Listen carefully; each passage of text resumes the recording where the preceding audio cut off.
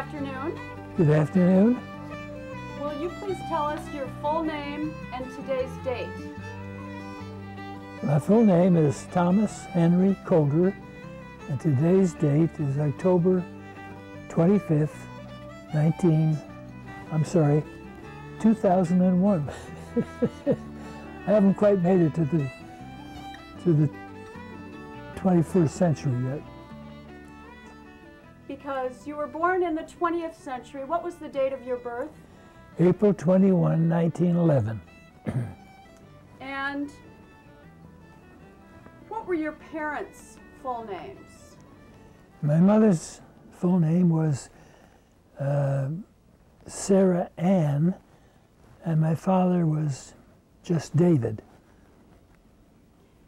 And where were they from? They were both from County Fermanagh in Ireland, Northern Ireland.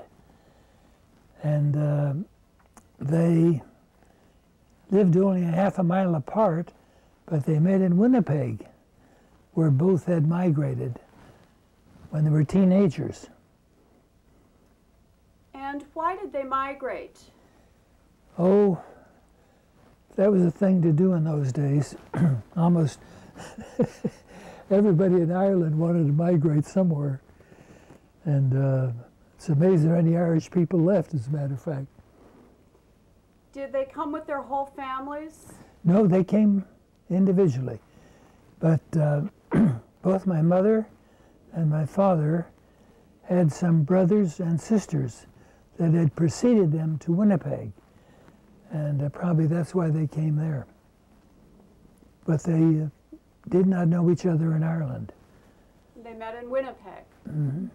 Do you know much about your grandparents who were in Ireland? I met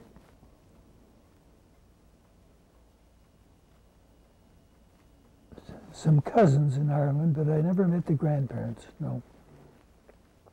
So what you pretty much know about is most of your family who came to Winnipeg.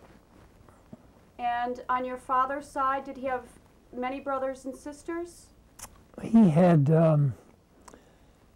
2 brothers and 2 sisters. And my mother had, I guess, 3 sisters. That's all. No brothers. Did they all come over to Winnipeg? Mm-hmm. And what, your father was, he met your mother and they were both 16? Yes.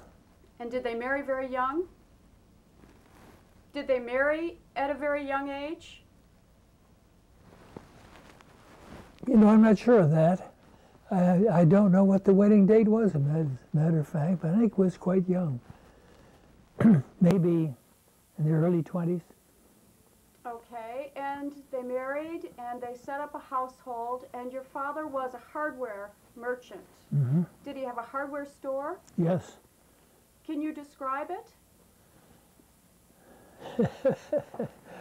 Well, it was pretty much like all hardware stores.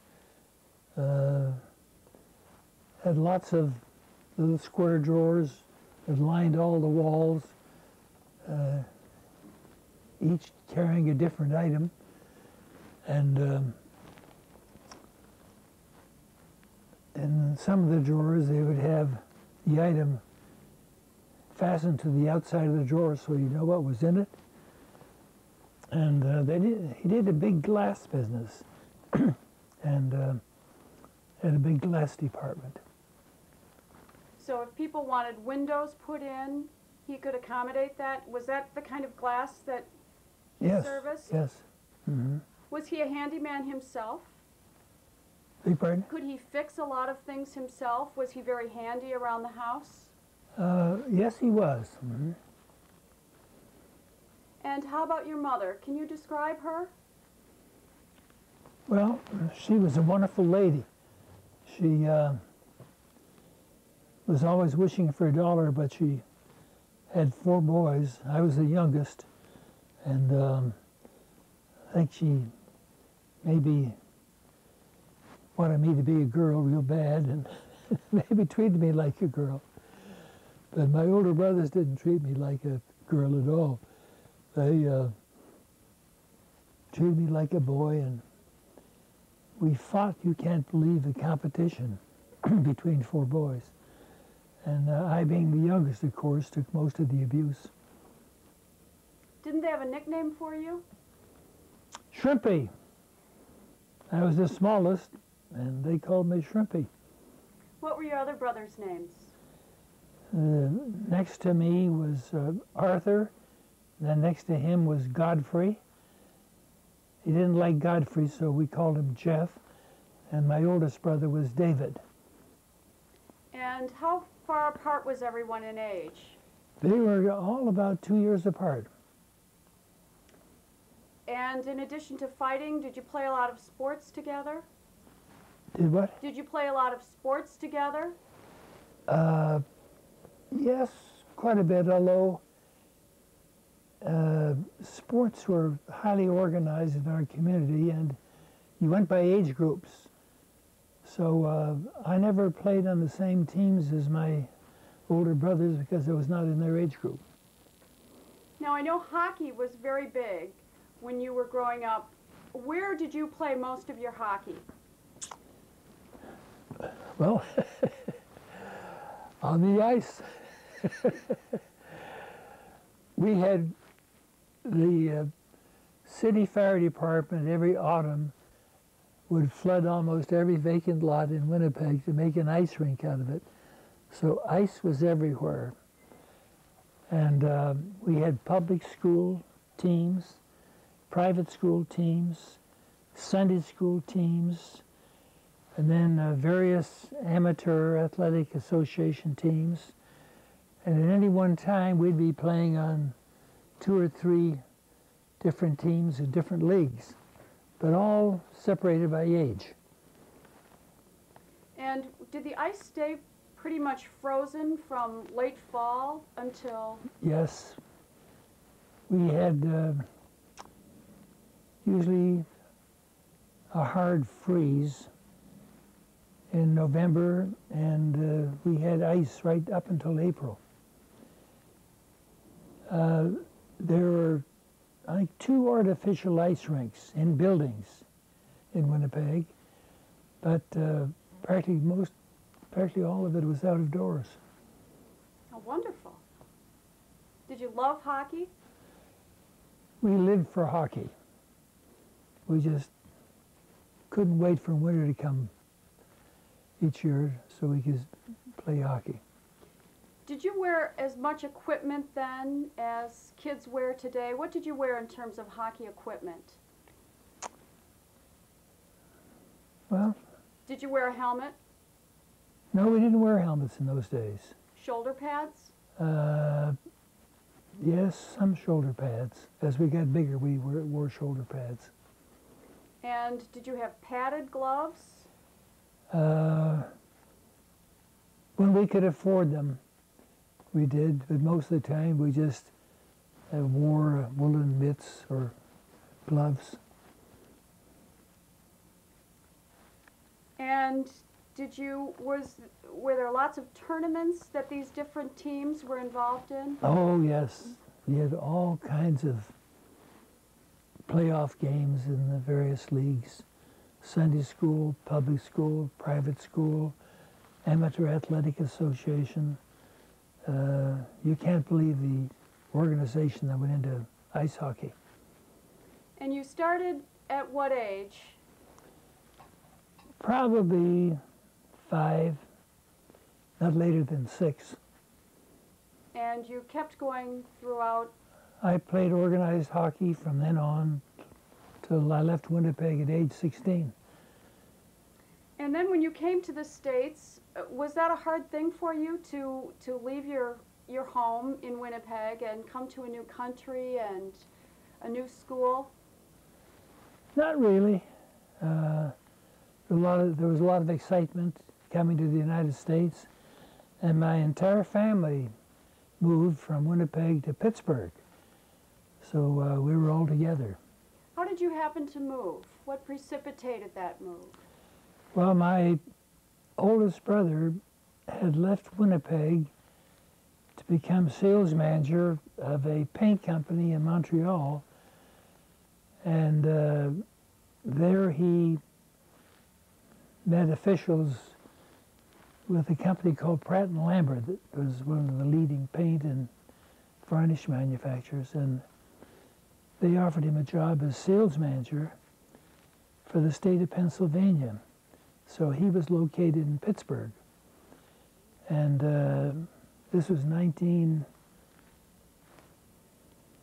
1926 or so. And business was so good, prosperity was everywhere in the United States at that time. And things were not going well in Western Canada, where we were. So he persuaded my father to sell his business and move the family to Pittsburgh, which he did. And I was the only one that continued on in school after we moved to Pittsburgh. My older brothers all had jobs. What was that house like that you left in Winnipeg? Well, it was a big, spacious house.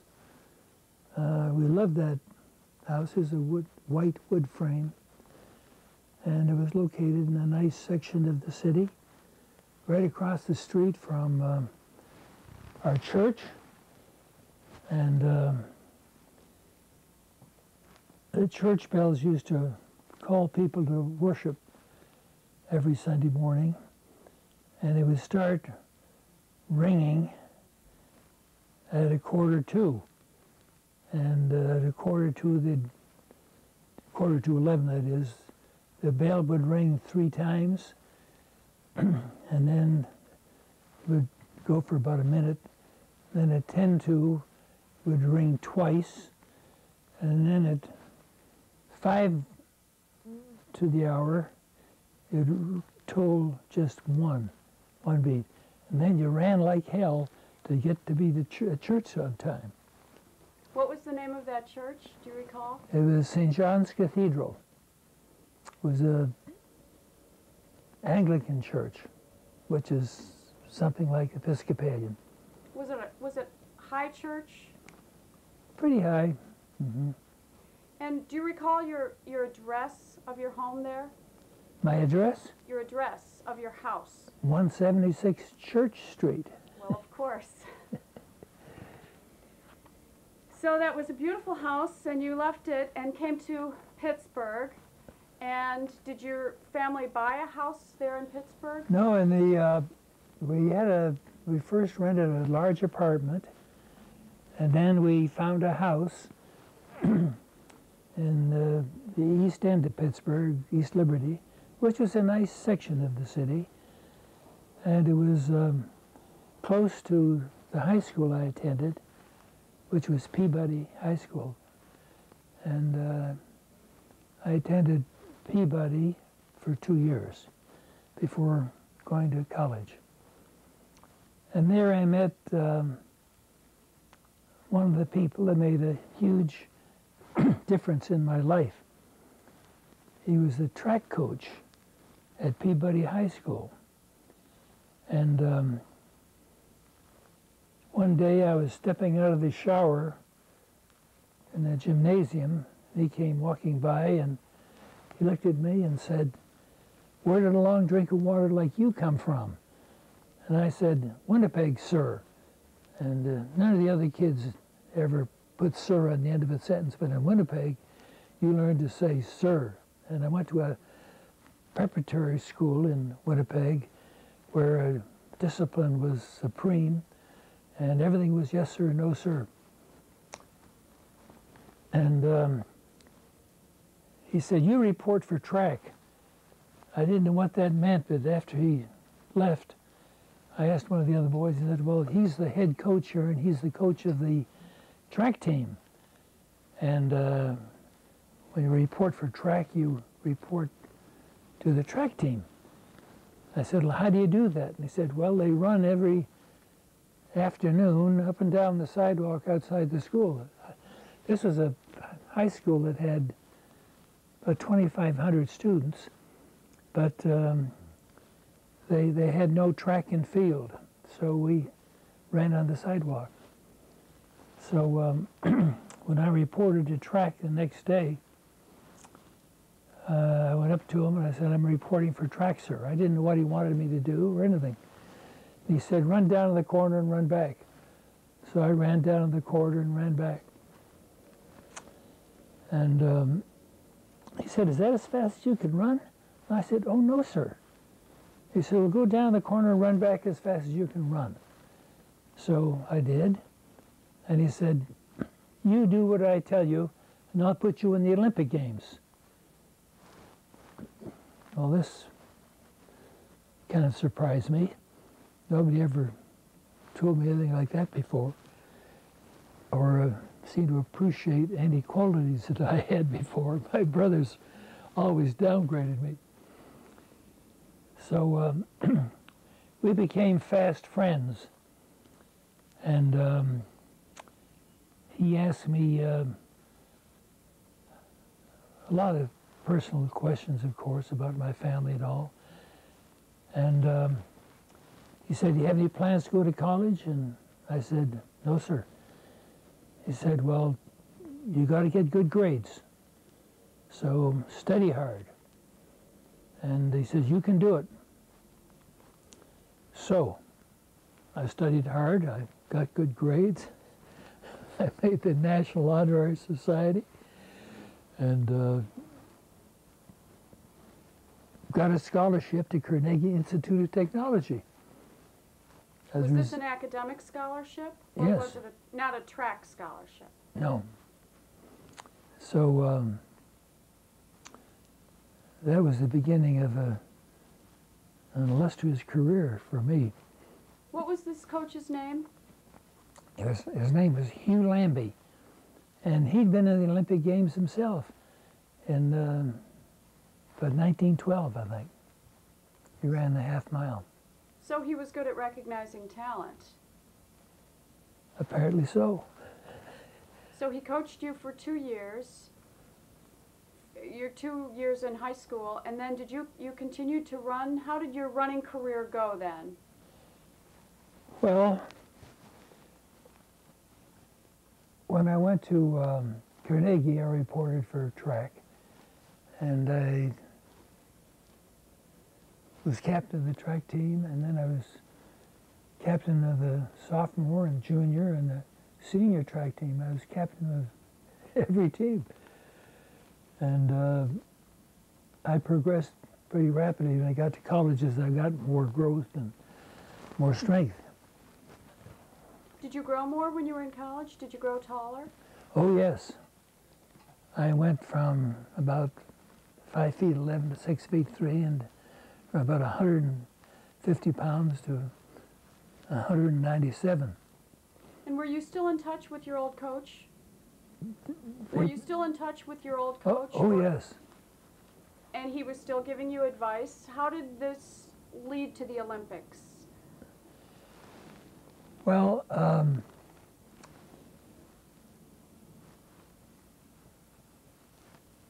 I was pretty good at track, and I was good at high and low hurdles, and especially the quarter mile. So my sophomore year, the school sent me down to the Penn Relays, which was one of the big track events in the country. University of Pennsylvania sponsored this in Philadelphia. And I came in second. I remember going down and lining up with all these boys from Yale and Harvard and University of Pennsylvania and Amherst and Williams and you name it, they were all there. And it was very impressive. And I felt quite inferior until the race was over. And then I felt a little more comfortable. And the boy that beat me from Michigan State became the national 400-meter champion. And After the Penn relays, the Montreal Athletic Association asked me to come up to Montreal to compete in a Jubilee track meet. They were celebrating their 75th anniversary. So they invited a number of track stars from the United States. And I won my event, which was the 440-yard hurdles. And when they discovered I was Canadian, they asked me if I would stay on for a few weeks and compete for the Montreal Athletic Association and various dual track meets that they had lined up, which I agreed to do. I lived at the club and lived the life of Riley. Then at the end of that year, or the end of that season, I went back to Winnipeg, Canada, to compete in the national championships for Canada and to qualify for the Olympic Games, which I did, and I won my event, which was the 400-meter hurdles in Winnipeg. And the Olympics were the following year. Now, what about your schooling? Had you finished at the Carnegie Institute? Yes, I finished at Carnegie Tech in industrial engineering in 1933.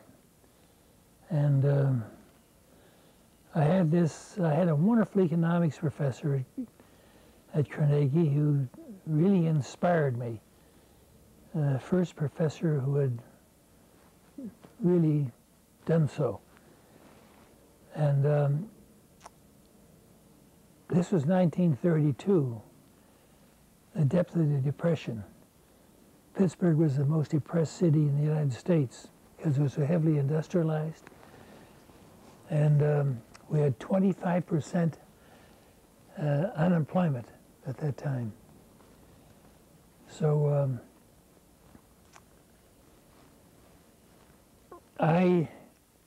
after graduation, there were no jobs available.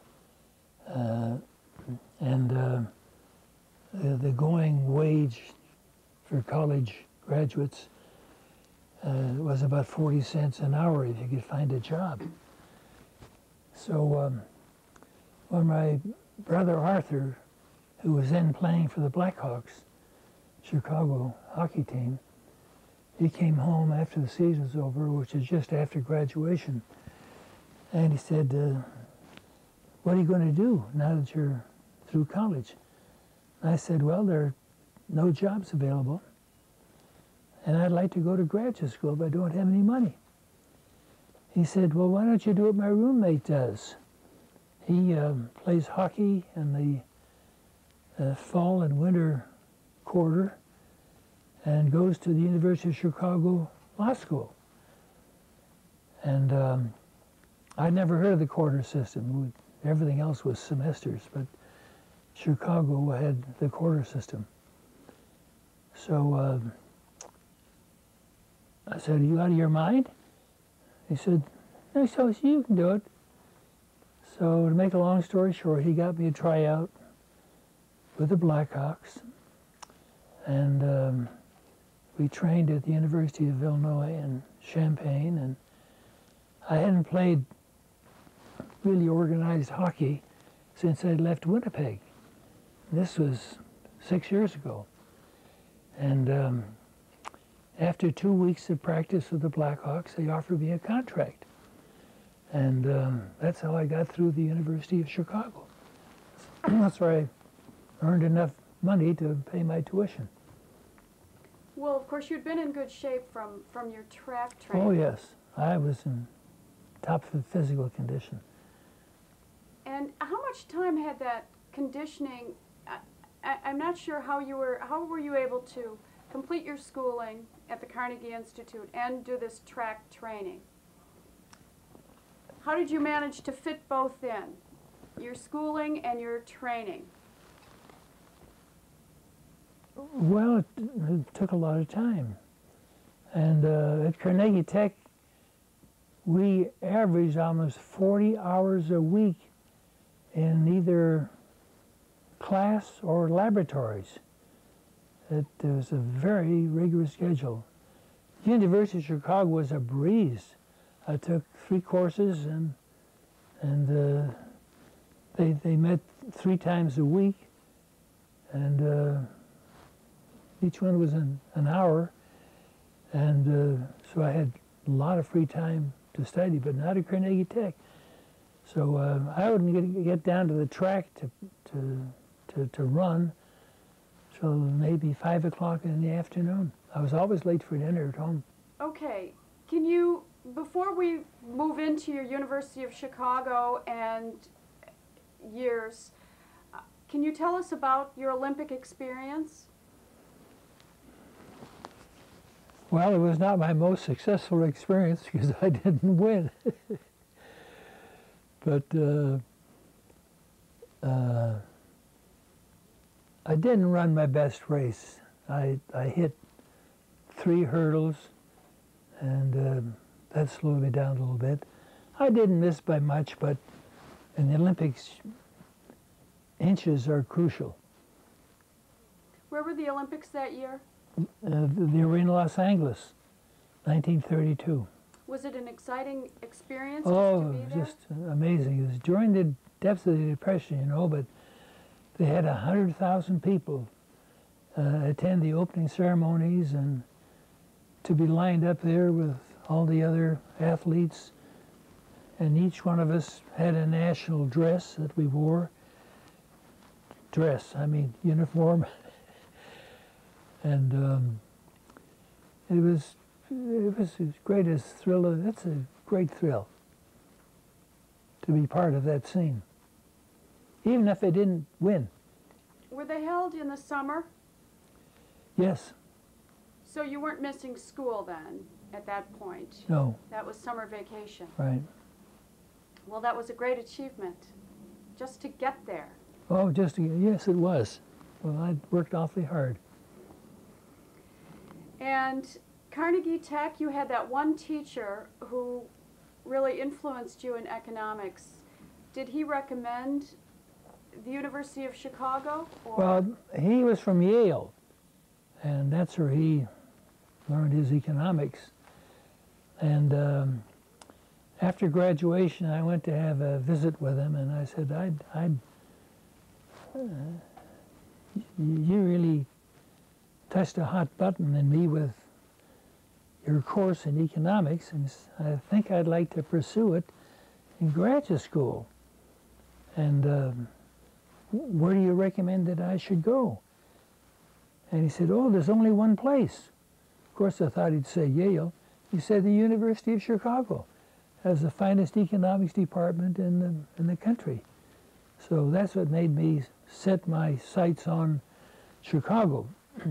And it was fortunate because of the other things that came together. With your brother and the Black Hawks. Yeah. Mm-hmm. Do you recall that professor's name? Oh, sure, Nathan Miller. Mm-hmm. And at Chicago at that time, we did have a lot of distinguished economists. It was a pretty ethereal place as far as economics were concerned. And you were very impressed with these, did you have these economists teach you your classes? Impressive professors? In classes? Mm-hmm. Oh, yes. And how about the student body? Did you make several friends who were highly intelligent and inspiring? Yes, well, University of Chicago was not easy to get in, even in the Depression years. So all the students were real scholars. And it was in it, and a high point of my education was to live at the International House at the University of Chicago, which had just opened. And it had about 500 students from all over the world. And the discussions we had were most interesting. We had a men's lounge that was only for men, and the students would meet in there quite regularly after class, before dinner and after dinner. And we got into some rare discussions about the Nazis and Mussolini and the fascists and so on, and the goings on in the world. They had a very strong political science department at the University of Chicago also. And so I became very much interested in international affairs just by being exposed to these other students. So it was a very rewarding experience. And this is where you met your wife as well. Yes, she moved into the International House about the same time I did. Her family had lived in Adela, Iowa, which is a small town just west of Des Moines. And her father owned a bank, the only bank in town, in a town of about 1,600 people. And they had a lot of soft loans among the farmers who were very depressed. And he finally had to close the bank.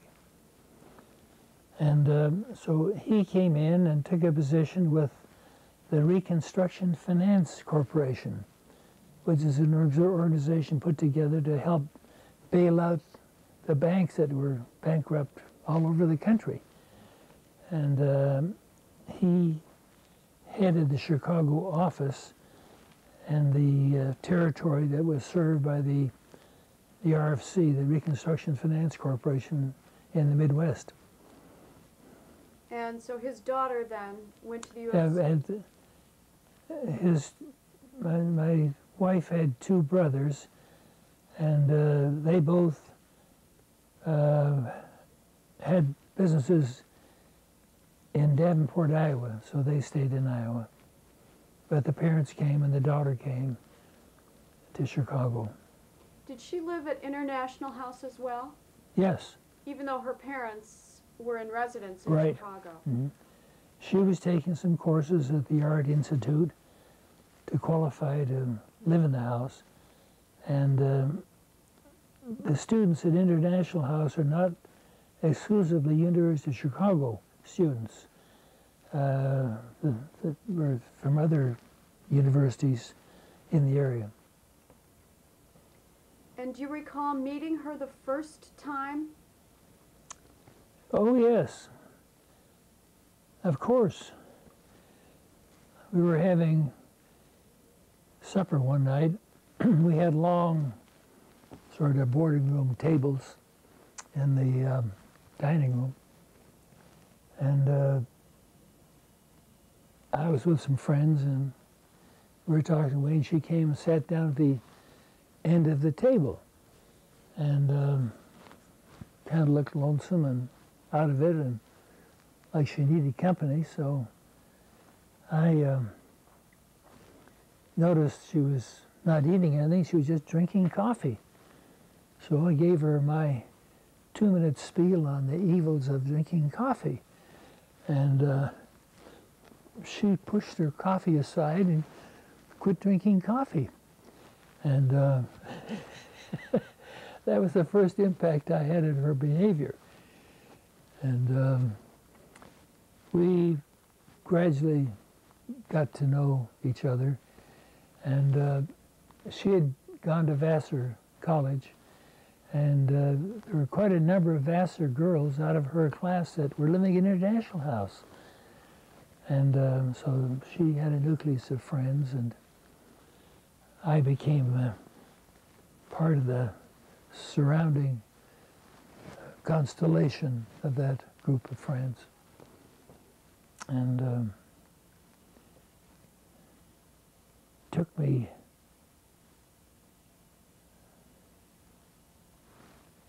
let's see, we met in 34, we're married in 37, so it took me 3 years to, I was never ever going to get married. I mean, economically, I didn't see how I could ever afford to. And besides, I'd like my independence. But she changed all that for the better. Good.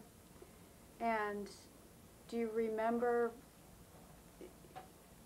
when you proposed to her, and did you just propose one night and she said yes and that was it? You decided that you changed your mind and you could become a married man?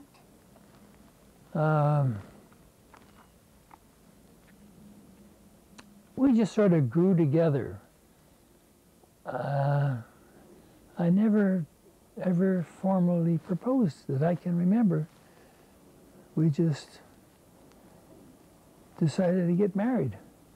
And did you discuss how you could work it out economically?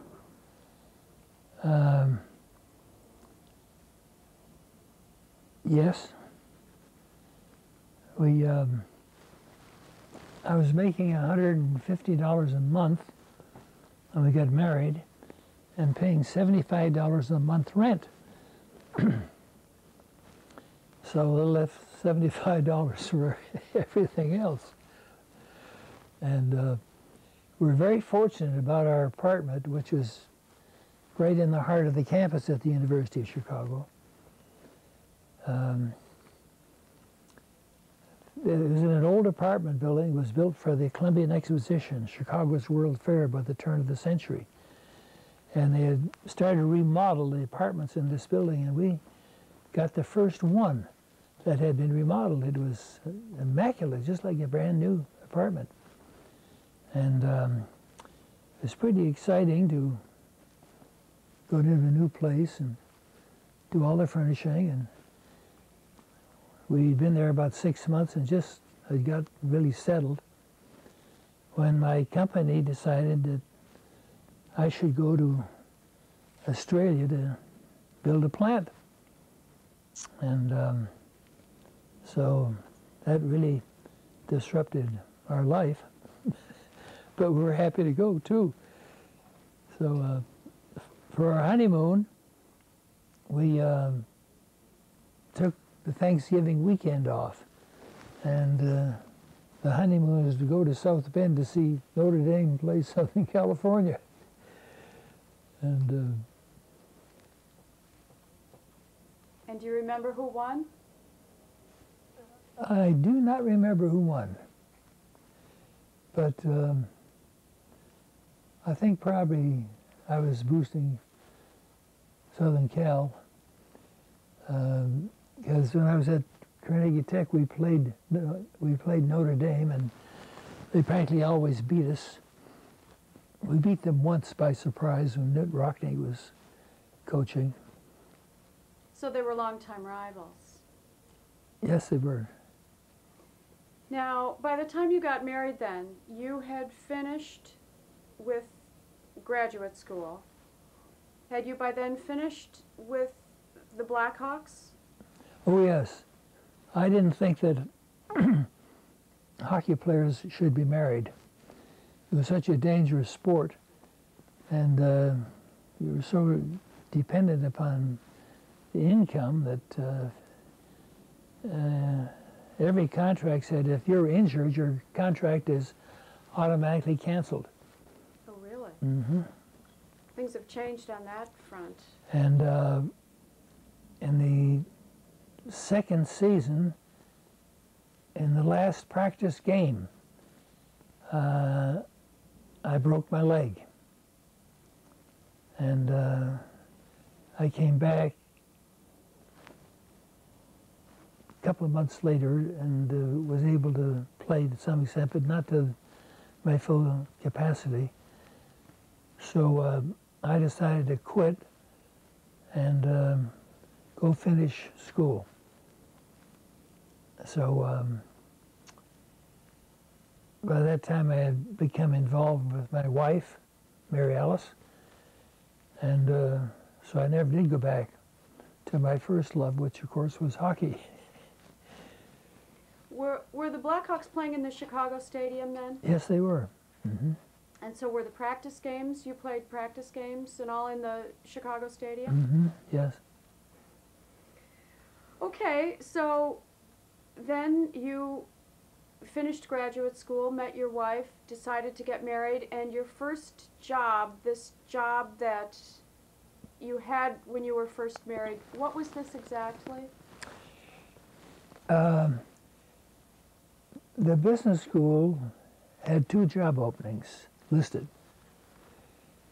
One of them was with a Vassar company that made ladies' undergarment, and the other was with a private investment trust to be an investment analyst.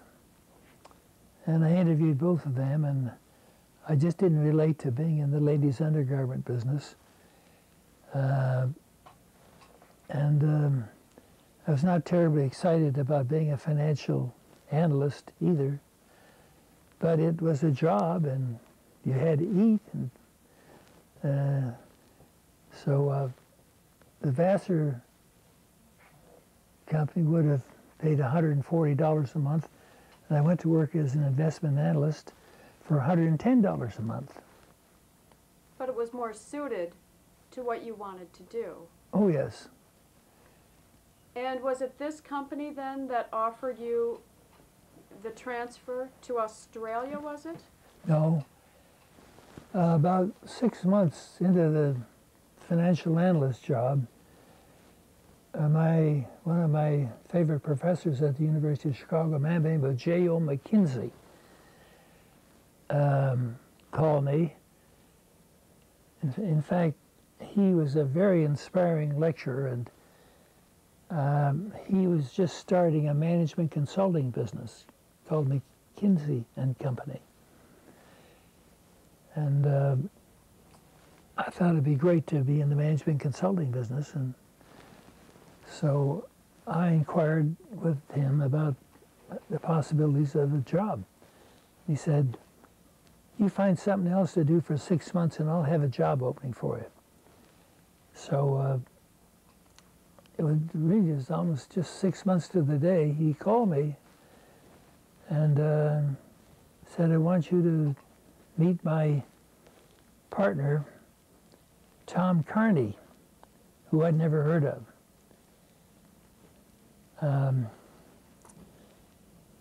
It turned out that Tom Carney's father-in-law had bought into a mountain of vermiculite out in Montana.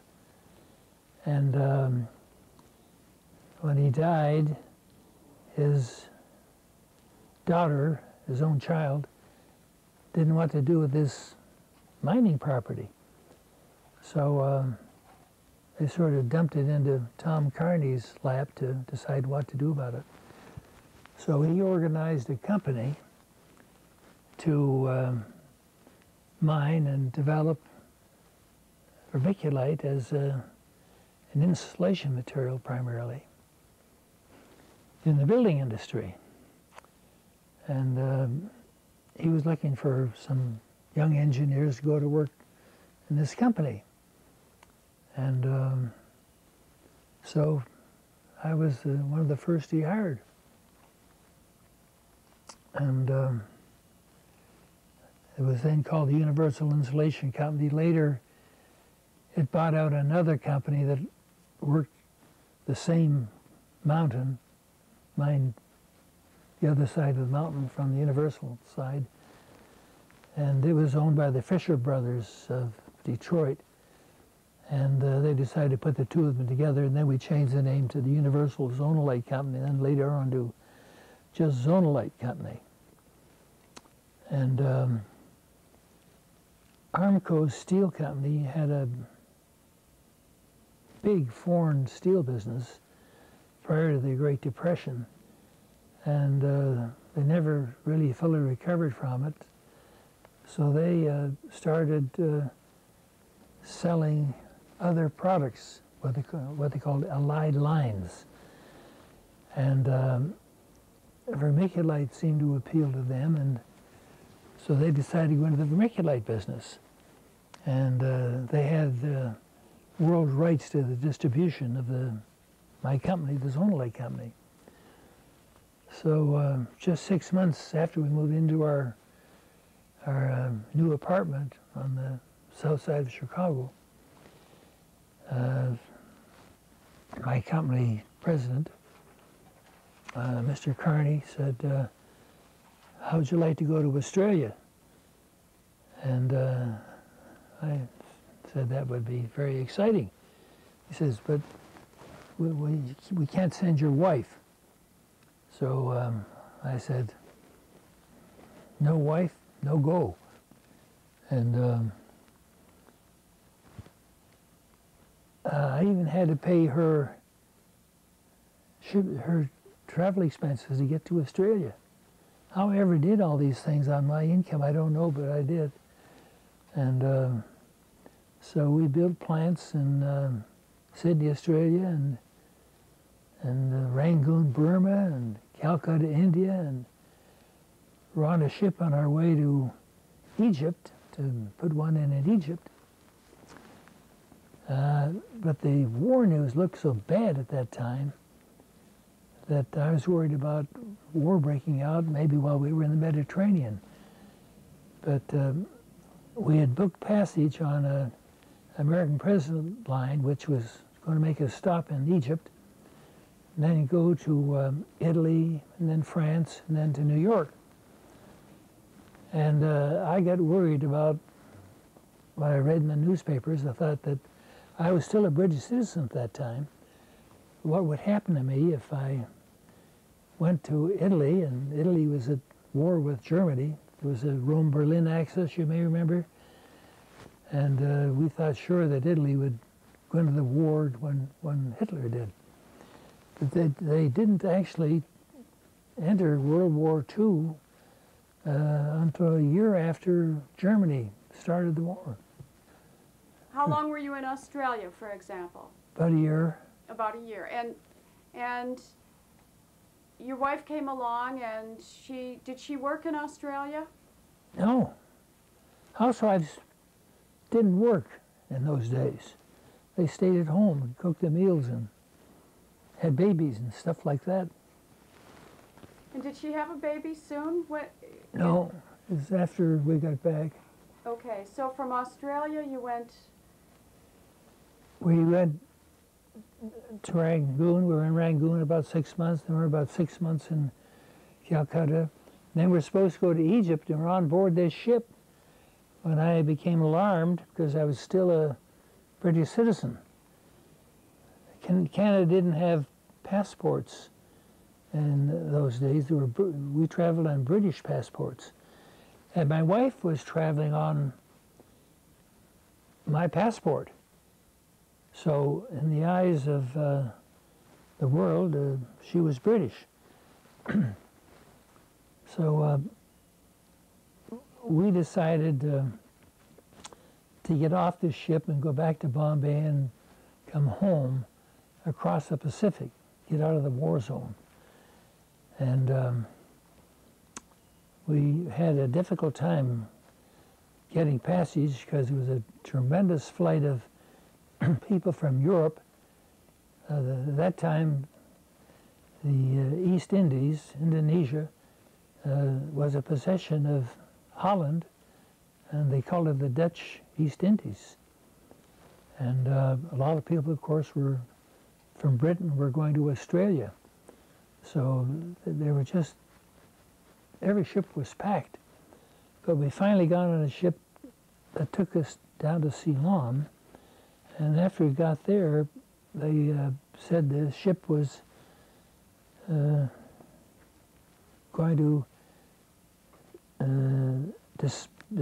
disband in Ceylon, and all the passengers would have to find other means of transportation to get to their destination.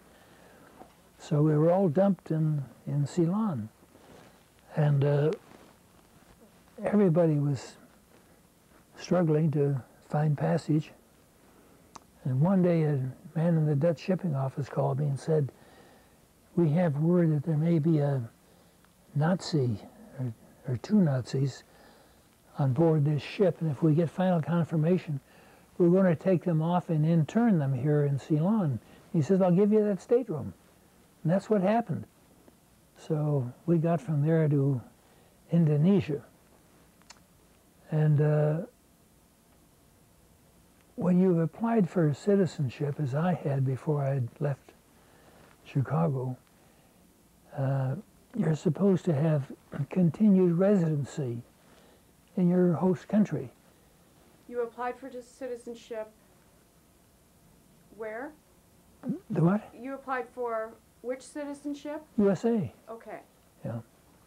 And, but they had a special provision in the law which permitted workers in the employ of American companies that were sent overseas to not break their continuity with that absence. But you had to get a re-entry permit every 6 months. So every 6 months I had to go to the consul general or the embassy of the country that I was in and get it renewed. And my time was up when we got to Indonesia to get it renewed. So I went to the embassy and said I want to have my passport renewed, or my re-entry permit renewed. And he said, well, you're all right, but he said, since the war's broken out, he said, they're being very strict, and I don't know how we're going to get your wife back in the United States. And I said, but she's an American citizen. He says, but in the eyes of the immigration people, she's British because she's on your British passport. So I said, well, can you issue her a American passport? And they said, no, they can only come out of Washington. Well, in those days, communications were terrible, and a lot of it was by mail and took weeks and weeks. But I forget how I communicated with her father, but it must have been by cable, and told him the predicament about getting his daughter back into her home country. And as miracles do happen, he worked it out, and we got our USA passport in Java, in Indonesia. So then she had her own passport, and everything was okay from there on in. But it took us 6 months to get home after we left India. Were you frightened in the course of this, and was your wife frightened? Not really frightened, but at the start of World War I, the Germans caught Britain by surprise, and they planted a warship disguised as a freighter in the Indian Ocean, and it sank I don't know how many ships. And we were concerned that they might do the same thing this time. They had the advantage of being on the offense. But that didn't happen, but nevertheless, we did a zigzag course 24 hours a day to miss their torpedoes, or to help miss their torpedoes. So it's a kind of an exciting trip, but we weren't particularly worried. And in the course of this, were you able to work? And were you getting paid a salary in the course of these travels? Yeah, luckily before I left Australia, I got a letter of credit that gave me all the financing I need to do everything I had to do. Well, that was lucky, wasn't it? I was very lucky. And I want to ask you, Mr. Coulter, how long did your parents live after you got to Pittsburgh? My parents,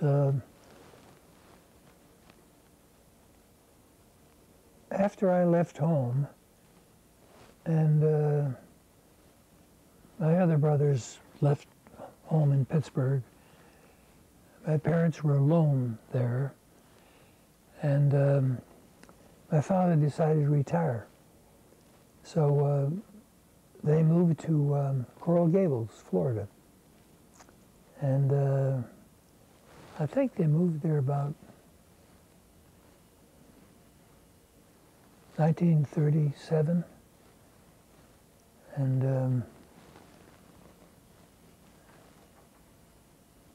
And they both, I don't have their exact dates of their demise, but it'd be during World War II. Did your father die first? And do you remember? No, my mother died first. And do you recall about how old she was? Beg pardon? About how old she was? I think my mother was 77. My father, I think, was 78. Do you recall what they died of? No. But they were both in Coral Gables at the time. Yes. Had your father been in the hardware business again in Pittsburgh? Oh, after he retired to Florida, he got bored. And so there was no hardware store in Coral Gables. And it was quite a thriving community. And so he decided to open up a small store on a side street. And he did surprisingly well. So he decided to build a big new store on the main street in Coral Gables, Ponce de Leon Boulevard.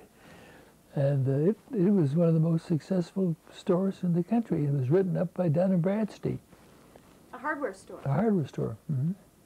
And so he kept on with that until... Yeah, until my brother Arthur retired from hockey, and he moved down and he took over the store from my father.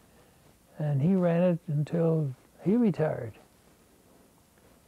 And your father probably still kept coming in? Oh, sure. Oh, you bet. So he was a man who liked to stay busy? Yes. How about your mother? Did she stay busy? What was she doing then? Well, she didn't have much to do when just the two of them living, but she looked after the house, and she liked the domestic life. And was she a good cook? oh, she was a marvelous cook. Is there anything special you remember that she used to cook? Well, I remember the chicken stuffing. I remember the turkeys. I remember the roast beef.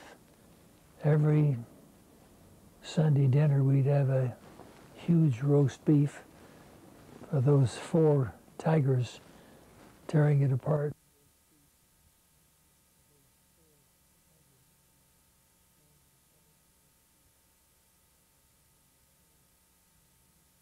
Mr. Coulter, can you describe some of your early years with your wife when you started having your children?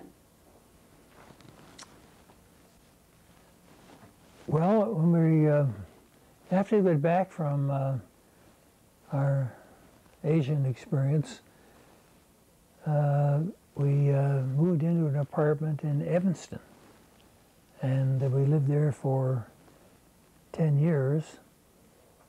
And after we returned,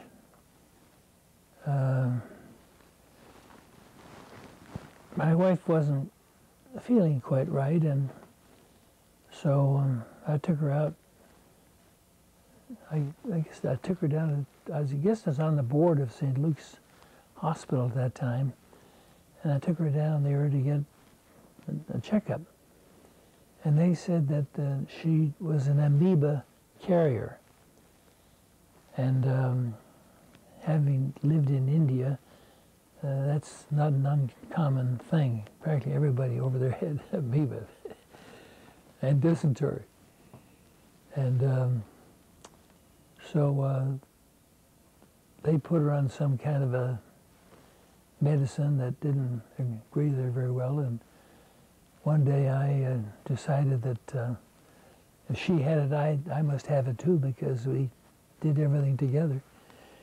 And sure enough, I came up, I was an amoeba carrier too, but I was feeling fine.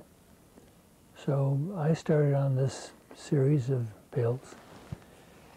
And I was buying life insurance at this time. And a nice young man came in to see me one day, And I told him the trouble I was having with these rated insurance policies because I was an amoeba carrier. And he said, why don't you go see a friend of mine, the doctor who's head of gastroenterology out at the University of Chicago. His name is Joseph Kersner. So I went out there, and first I took my wife out, and he said, who diagnosed you? And we explained that she'd gone to St. Luke's Hospital, and so had I. And he said, oh, they have a technician down there that's diagnosing almost everybody that comes in as having amoeba, when all it is yeast cells. They look very similar, but they're not amoeba. Well, he said, get off of that medicine, you'll be all right. So this is a great concern of us, especially since I was buying life insurance and paid a substantial premium because I had these amoeba. So that was a great cause for celebration. Well, my wife still didn't feel quite right. And so her mother, being from Iowa, and a great believer in the Mayo Clinic, said, I'm going to take you up to the Mayo Clinic and have them give you a complete physical examination. So they went up. So everything was by train in those days. We didn't fly commercial planes like we do now. So when she came back, I was anxious to meet her at the Union Station in Pittsburgh to find out what the results were and whatnot. And she got off the train, of course. The first thing I asked her was she? And she says, I'm fine, except for one thing. And I'll never forget how shy she was about that. She says, I'm pregnant. Well, that was a monumental life change for both of us. Our daughter, Sally, was the one. And also a great relief because the other not feeling well episodes probably was due to the pregnancy, you see. Some kind of morning sickness. Beg your pardon? Morning sickness, perhaps, well, I don't know what it was, whether it was morning sickness. I don't think it was that, but with your first child, you have all kinds of symptoms, and you don't know what the cause is. Were you at that time, was your job giving you enough financial stability so it wasn't a huge worry to start having a family?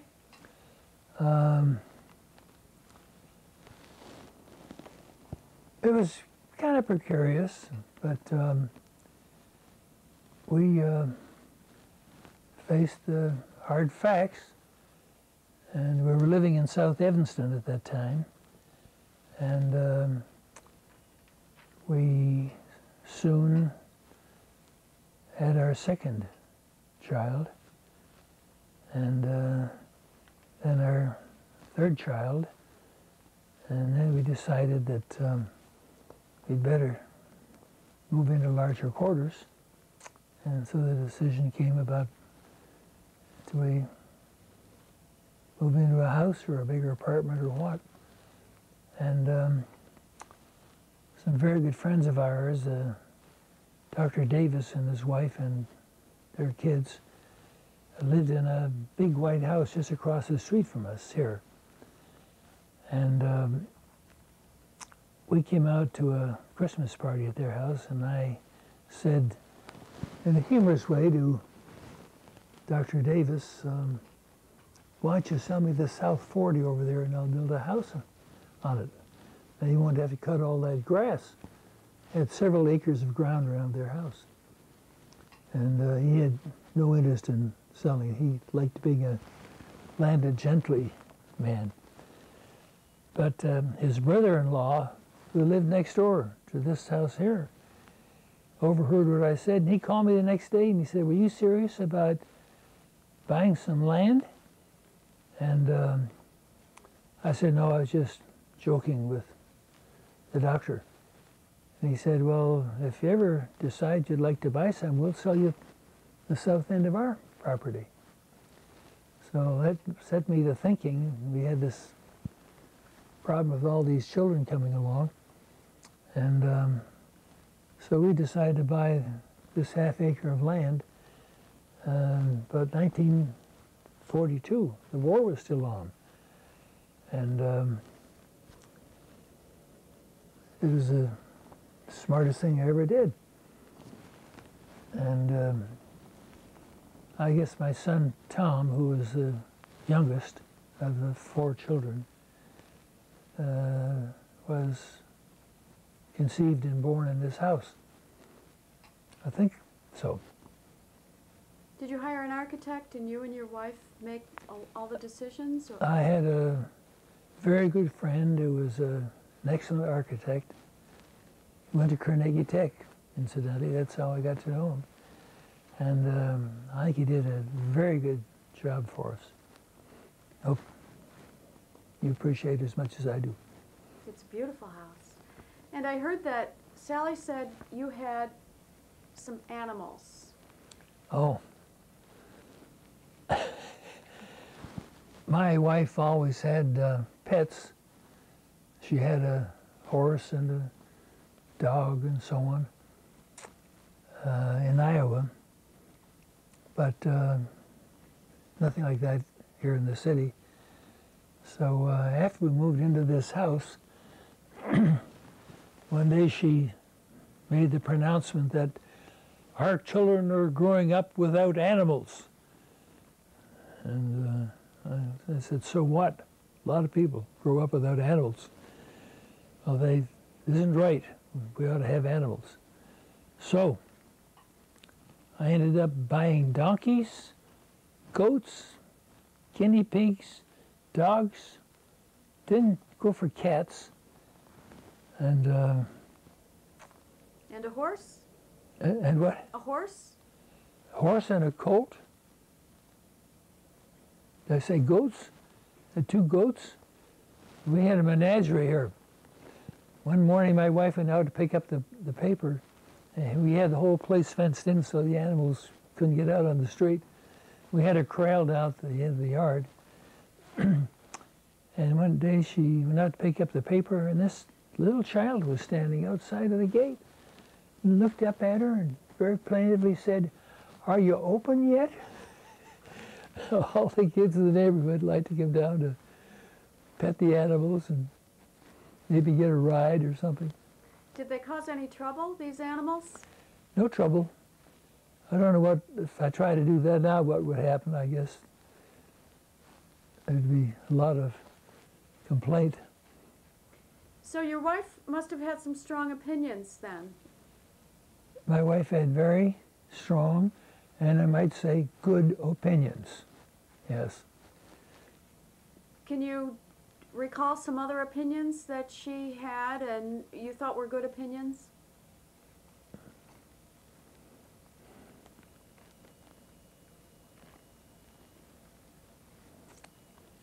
Well, not as cataclysmic as the donkeys and the goats.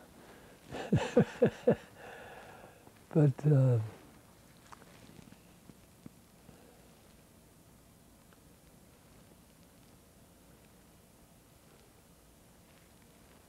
well, she was opinionated about schooling and ethics and good things of life. Did you share the same political viewpoints? Yes, we did. We shared the same politics.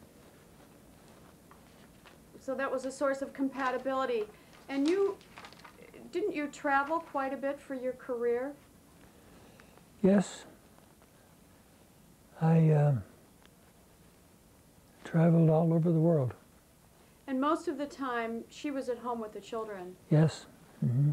So she was a strong woman. She used to complain that I'm raising these children all by myself, because I was off somewhere, some remote area of the world.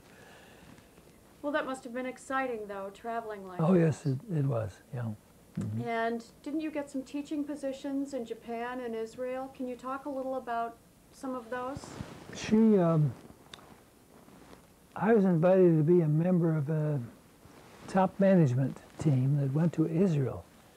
Yes, it was 1954, to teach Israeli businessmen American business methods.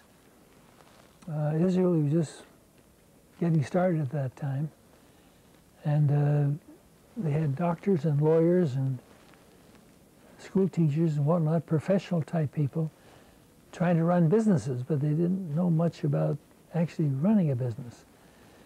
So we went over to teach them American business methods. We were there for about a month. And, Did you have a specific course that you taught and you worked out? Were you on a team? We had one preliminary meeting of the persons that went on this mission before, and we divided up areas of responsibility. Mine was general management. I covered general management. The others are more specialized. Can you describe just a few high points in terms of what you recommend with general management, or what you did recommend, or how you taught that? Well, what I tried to do was conjure up situations that required solutions of various kinds, and what would you do if, for example. And that's what I did mainly.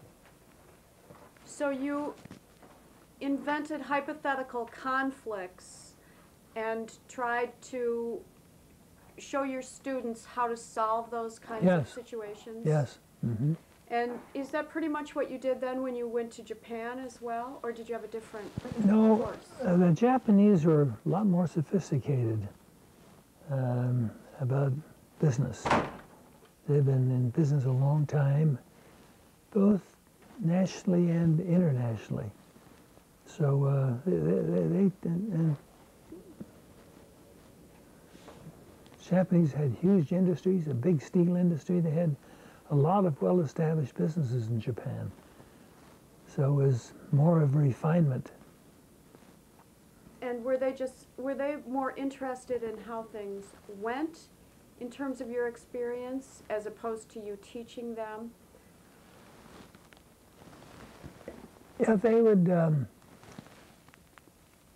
the Japanese would come up with specific problem situations. And they would say, what would you do if you faced this kind of a predicament? What are the alternatives? Were these real situations? Yes. Oh, I see. So you were really giving them consultation and advice about problems that they had and offering a Western perspective. Right. Did you see them as being very, very different in their practices? Yes. And was that impressive to you? How did you interpret their methods? Well, their personnel policies are quite different. In Japan, they have intense company loyalty, as they have family loyalty. It's part of the cultural pattern of the people that's different from the United States. Japanese have very deep roots in family and politics and in the royal family as part of their system. And we don't have it in the United States. Were you impressed by that? Yes. Economically, do you think those are good ways to conduct businesses? Yes. They were very successful. But they can be more successful broadening their horizons and attempting new ways of doing things, which they were reluctant to do, but they did. And so they've become more Americanized. I spent years going to Japan on missions. We had an annual top management mission, and they turned out, not the general manager, they turned out the president and the chairman to these meetings. And it was a very interesting experience. Do you recall some of the companies that you worked with? Were there specific companies who sent their chairman? Oh, yes. Do you recall some of those companies? Beg your pardon? Do you recall some of those companies? Well, they were the biggest companies in Japan, and we had practically all of them in these seminars. Was this in Tokyo? In Tokyo and Osaka. They put on some seminars in southern Japan also. Now, you wrote that you were persuaded to become the CEO of the Chicago Association of Commerce and Industry. Can you describe how you were persuaded and who persuaded you? Well, there was a man, former president of the Chicago Association of Commerce and Industry by the name of Holman Pettibone. He was chairman of the Chicago Title and Trust Company. And he called me one day and said, "Tom, we're having a hard time finding a successor to Leverett Lyon, who was then the CEO of the Chicago Association of Commerce and Industry." And he said, "I wonder if you could help us suggest somebody for this position." And they'd been seeking somebody, I guess, for 2 years. And I said, I'm sorry, I can't be helpful. I've never been in the Chamber of Commerce. I don't know anything about it. And he said, "I'll send you over a couple of annual reports for you to read so you'll get some idea, and maybe you can suggest somebody." So he sent over a sort of a Reader's Digest kind of a thing that was full of print, no pictures or graphs or charts or anything, just all words. And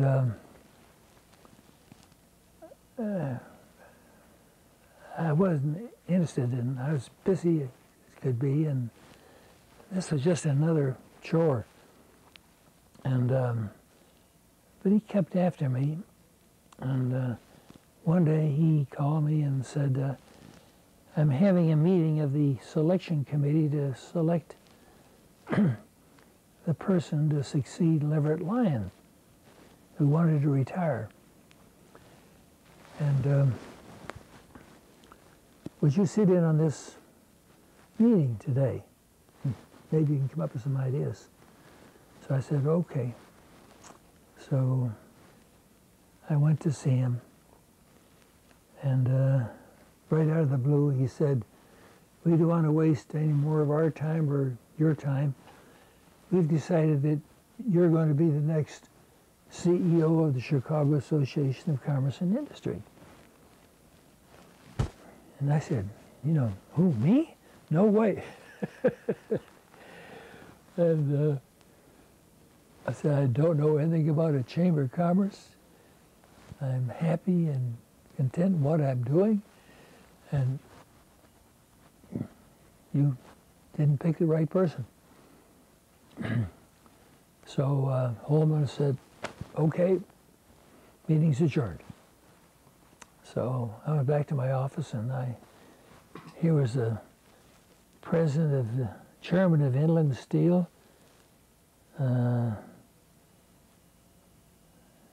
president of City National Bank, Oscar Mayer of Oscar Mayer and Company.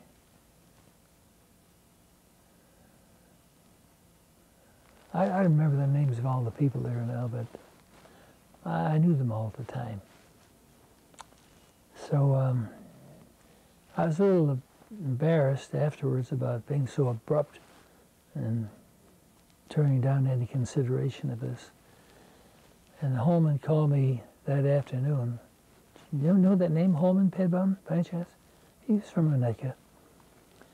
And I apologized to him for being so abrupt, and he said, oh, he says, that's all right. I understand. But he said, will you please read that annual report we sent to you? And one other thing, would you please go over and meet Lev Lyon and have a little chat with him? And I think he wanted me to succeed. I said, okay. So I read the annual report, which was pretty dull reading. And I went over to see Lev Lyon, and I was impressed with the size of the office that they had and the number of people and all. And I'd never been inside the place. Where was the office? One in LaSalle. And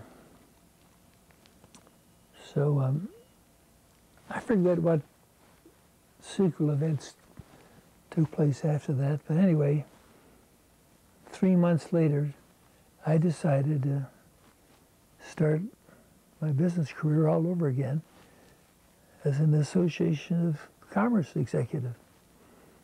And nobody was ever better suited, better equipped, or had more fun in a job than I had.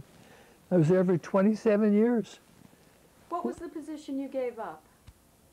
What position I had was you been in? president of the American Build Rock Company, Okay. building material company.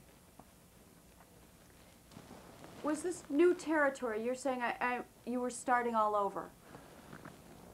Yes.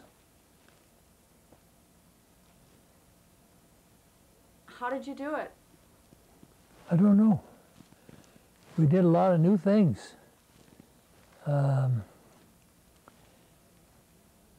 Among them, I became a CEO in January 1954, and soon thereafter, President Eisenhower said that he would sign legislation approving the construction of the St. Lawrence Seaway while he was president. Preceding presidents had all vetoed the St. Lawrence Seaway, which was about a $600 million project jointly paid for by Canada and the United States as equal partners. And this would make it possible for about 90% of the ships of the world to come all the way into the Great Lakes. And prior to the opening of the St. Lawrence Seaway, freight from Europe would come to Boston or New York or Philadelphia, and they had to be transferred to truck or train and transported into the Midwest. And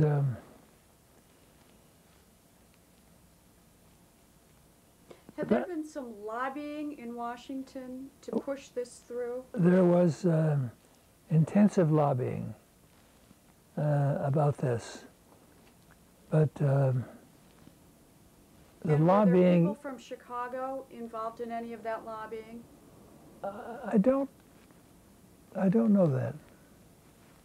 Or I wonder if local representatives had been contacted, I don't know. because it certainly made a difference, didn't it? Oh yes.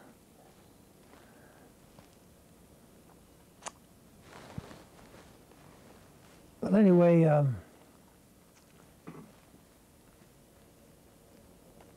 I began to think seriously about what the Seaway could do for Chicago and our area. And nobody had ever made any studies on the origination of exports from the United States. We knew in total sum what they were, but manufacturing companies typically would send their exports to a port somewhere, and off it would go, and the recipient presumed that it came from that port. And so we made a study of the origination of exports from the Midwest. And then we knew what the national figures were, but we never had any regional figures or state figures on exports. And we discovered that 40% of the total exports of the United States came out of the Midwest. So the Seaway could be a major beneficiary of lower freight rates to export and also to import. What were most of the exports? Beg your pardon? What were most of the exports? Oh, machinery, equipment, grain, all kinds of produce. And then how did you come to start the International Trade Fair? Well, this was the beginning when we began to see how important the Seaway could be to the economy of the Midwest. We thought we should do something to focus the attention of the world on Chicago, not just as an inland city, but as a world port. And I had two ideas.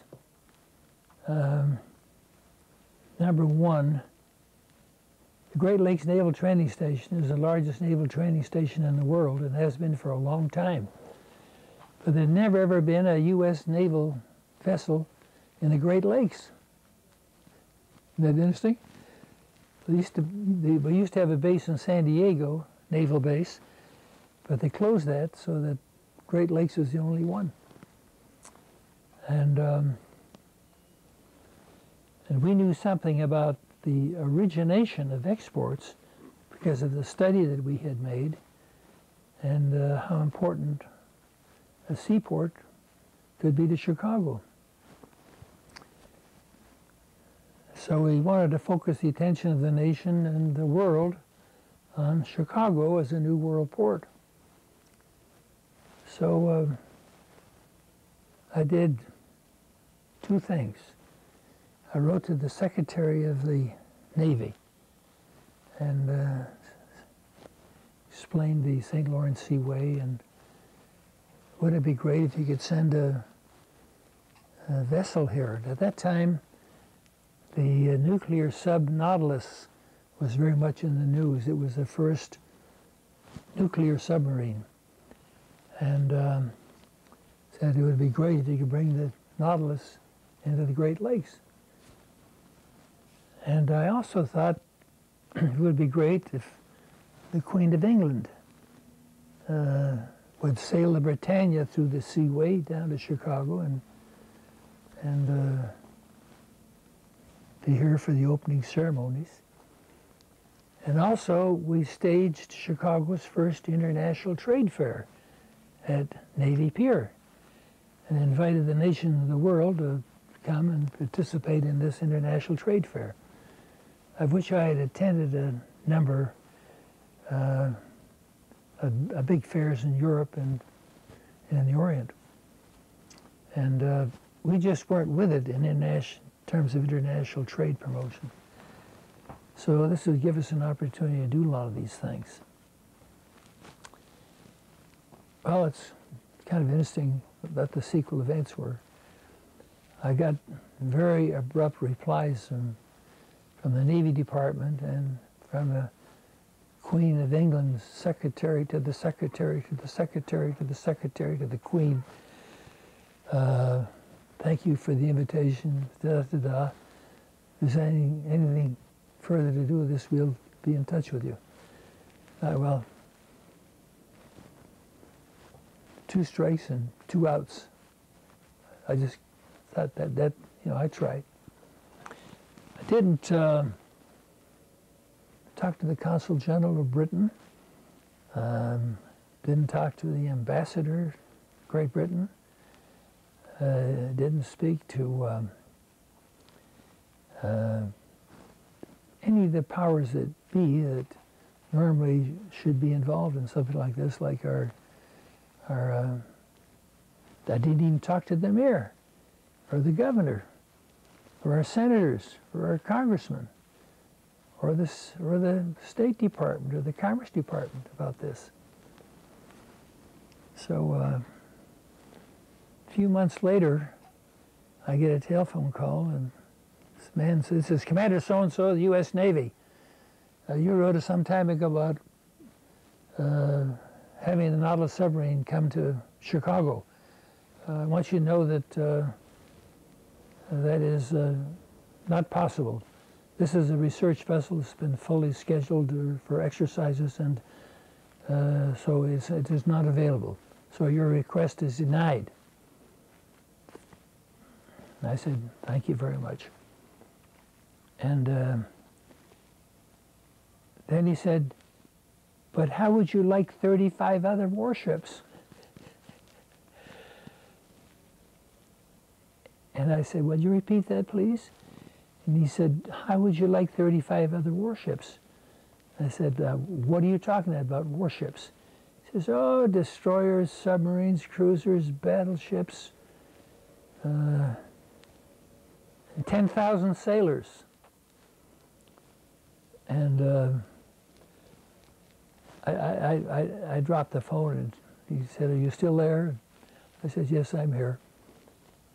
So this commander that called me said, "Your letter created more excitement in the U.S. Navy than anything that's happened since World War II." And then, I don't know, 2 or 3 weeks later, I get a call from Colonel Jack Riley, who is the mayor's director of special events. He says, "Tom, what's this I hear about the Queen coming to Chicago?" And I said, "Oh, is she?" He says, "Yeah, she's going to bring the Britannia here." And he says, "Why wasn't I notified about this?" And I said, "I don't know. I acted very innocently." And he says, "Well, I understand you're involved in this." I said, "Well, a little bit. I invited her." So nevertheless, the Queen sailed the Britannia right into the lakefront, and we had a beautiful sunny day for her when she came. And the Navy sailed all the vessels by the end of Navy Pier. We had 1 million people attend the International Trade Fair. What was the date? I forget the exact day, but it was June 1959.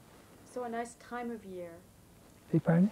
A lovely time of year in Chicago. Oh, it was, you couldn't ask for a more perfect day. And the mayor took the Queen on a tour of downtown. Over 1 million people were on the sidewalks on Michigan Avenue for a peek at the Queen. And we had over 1 million people attend the trade fair. It was a huge success. We ran it for several more years. And did you get representation from many different countries? Oh, yes. We had practically every leading industrial nation in the world were there with exhibits. They were used to this kind of thing because throughout the rest of the world they have these big trade fairs. We didn't do anything like this in the United States. So this was something that your international experience had really shown you could work, and that you introduced to Chicago. Yes. Mm-hmm. Right. That's wonderful. And Chicago has become quite an international city now. It's a major center of international finance. It has attracted hundreds of foreign companies to locate offices and or factories or warehouses in Chicago. It's been a tremendous boost to the economy of our area and the whole Midwest. It was real good. It was a stroke of genius. So you never regretted moving to Chicago? No, I don't know whether I was smart or not, but I had lots of opportunities to take jobs elsewhere, but I wanted to stay in Chicago, and I'm glad I did. It's been very good to me. And how about your brothers? Where did they end up professionally, and are any of them still alive? My oldest brother died fairly young. He was living in Cleveland when he passed away. My second oldest brother was in the war in the South Pacific, and they were on an island in the Solomons, which was an air base, and they were bombed by the Japanese every night, and they lay in graves they dug in the ground to avoid the shrapnel and whatnot of the shells falling. And he contracted some kind of tropical disease and died in the Veterans Hospital at a fairly early age. And Brother Arthur, the hockey player, took over my father's hardware business in Coral Gables, and I guess he brought a friend down from Winnipeg to help him run it when he got ready to retire, and when he retired he turned the business over to his boyfriend. And he died last year. He was the last one to go. So I was the youngest son, but soon in terms of longevity I hope I will have been the oldest. The only one that preceded me is Arthur, who died at 72 or 3, and I'm on my way to 71 now, so if I can hold out a couple more years, I will have lived longer. And your 4 children are all married, and you have many grandchildren? My 4 children are all happily married, and I have one grandson who's married, and I'll have a granddaughter who will be married next week, and another granddaughter who lives in St. Louis who's married. But pretty soon the great-great-grandchildren will be coming along. In great numbers, I presume. Mr. Coulter, your daughter Sally said that you and your wife had a remarkable relationship, and I wonder if you can comment on what made it so successful. Well, we sort of had uncommon backgrounds in that she was a small-town girl, and I was a sort of a big city boy, I guess. But the small-town origins, I think, were good origins because people from smaller communities, I think, have a greater sense of being than people who live in a big city with a lot of people. And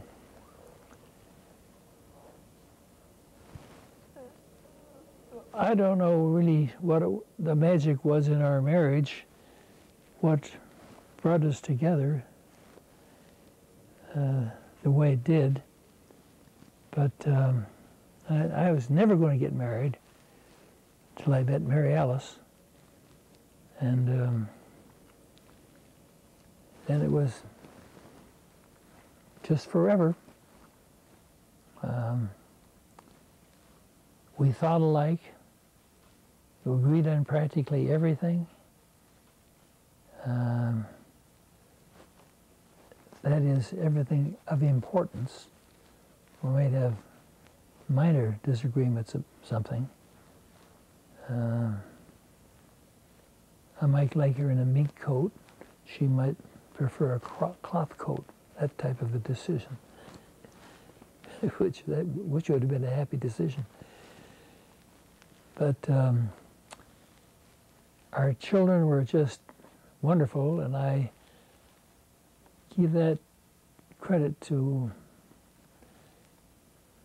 my wife. She said on many occasions, in a very stern voice, I'm raising these children all by myself. And if that was true, it was lucky that she did, because she did a marvelous job. But I was away an awful lot. And but I tried to do things for my family, and best way I could help was to work hard and be successful in my career. So you allowed each other a great deal of independence in many ways, because she was raising the children and many times you were traveling. Yes. She was a most wonderful, loving, understanding person. I never saw the equal of her anywhere. And always patient, always understanding, always helpful.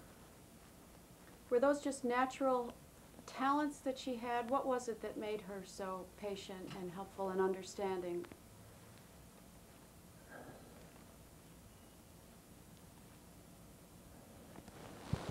That's a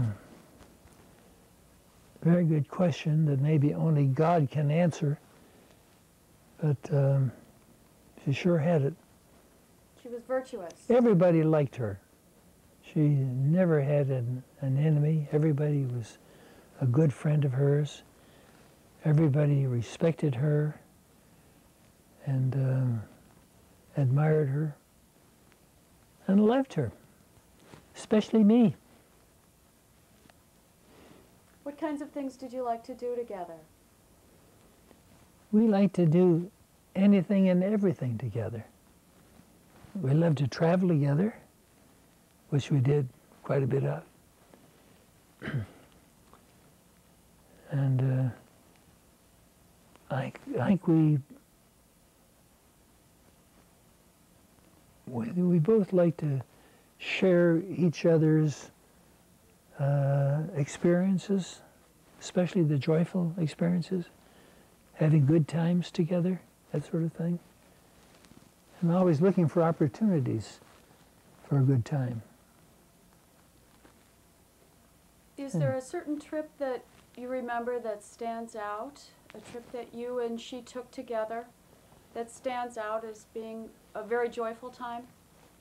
Well, our very first trip was the trip to Australia, which was by ship, by 17 days. And between Los Angeles and Hawaii was about 5 days at that time. And she got seasick. And she said, if I live till I reach Honolulu, I'm never going to leave. Well, beyond Honolulu, the ocean was flat as a pancake. And we had a marvelous trip all through the South Seas till we got into New Zealand. And after we left New Zealand, we got into a terrible storm. And we both just stayed in bed all day. But I think that first trip to Australia was the most exciting because neither of us had left the country before. And we'd always read and heard about places we thought we'd never ever see. But we got to see them and enjoy them. And well, India was a sort of a ghastly place in terms of health and comfort. It was a fascinating place because of the different religions and customs that were there. This is true of all the countries that we were visiting. And we made friends everywhere we went. Everybody loved Mary Alice. And she was always very, very popular. She was not aggressive in a leadership way. She didn't particularly like to run things, but she ran things very well. And she got to be the chairman or the president of most of the groups that she was associated with. And because everybody liked her so much and respected her so much. And she was a very intelligent, competent person. And when you and she were raising the children, were there certain things that you considered priorities that you wanted to give and to do for your children? Oh, of course. And you mean as separate from her priorities? No, I mean together. Yeah, well, we all wanted them, number one, to be healthy and happy and live in an environment that was conducive to happiness. And of course, we both wanted them to have the very best education we could possibly provide, and we were lucky that we had the means with which to do that. Was it a struggle to try to pay those tuition bills? I don't think so. Everything just seemed to come naturally. In point of time, in point of time and need, the money always seemed to be there. Well, and you worked hard for it. Do you want to describe each of your children? Each of them? This is very dangerous territory. They're all joiners. They're all contributors to whatever they become involved in. And they're all successful in what they do, in what they choose to do.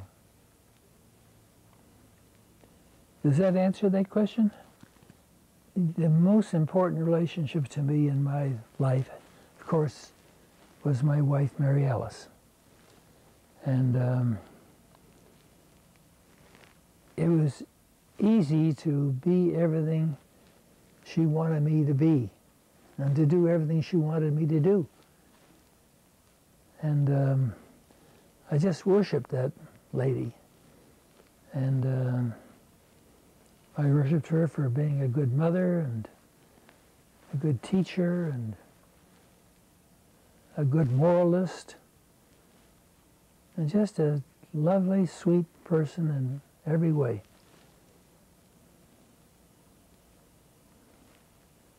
So she made the work that you did easy. Yes. She made everything that I had to do seem easy.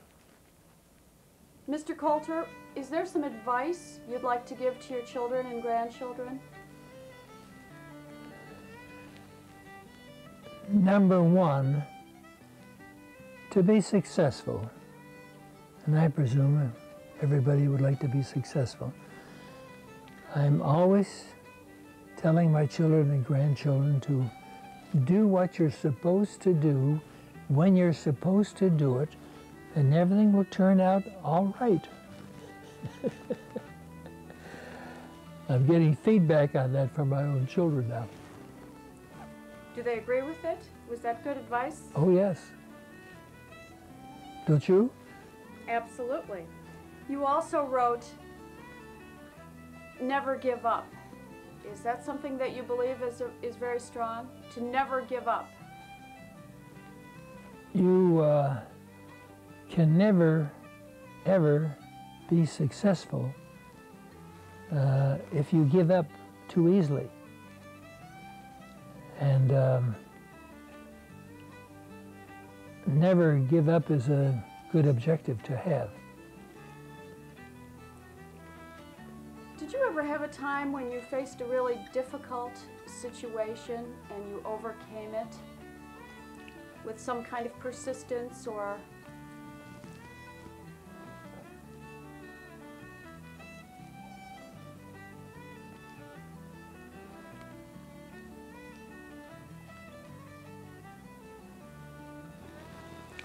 Well, if you've never run the 440-yard hurdles or the quarter mile, you don't know what it really means to give your last breath to an effort. It's a very demanding, exhausting thing to do. And I remember listening for the footsteps in the 440. When you got to about 40 or 50 yards from the home stretch, the footsteps would begin to diminish in intensity. And at the finish line, I didn't hear any footsteps. I'd like to be alone at the finish line, in first place.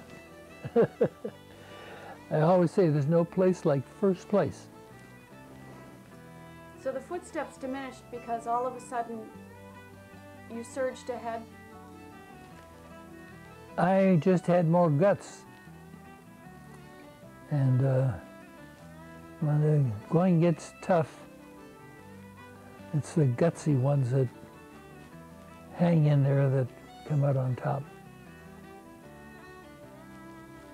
And I've been in lots of tough situations where I hung tough, and it worked out okay.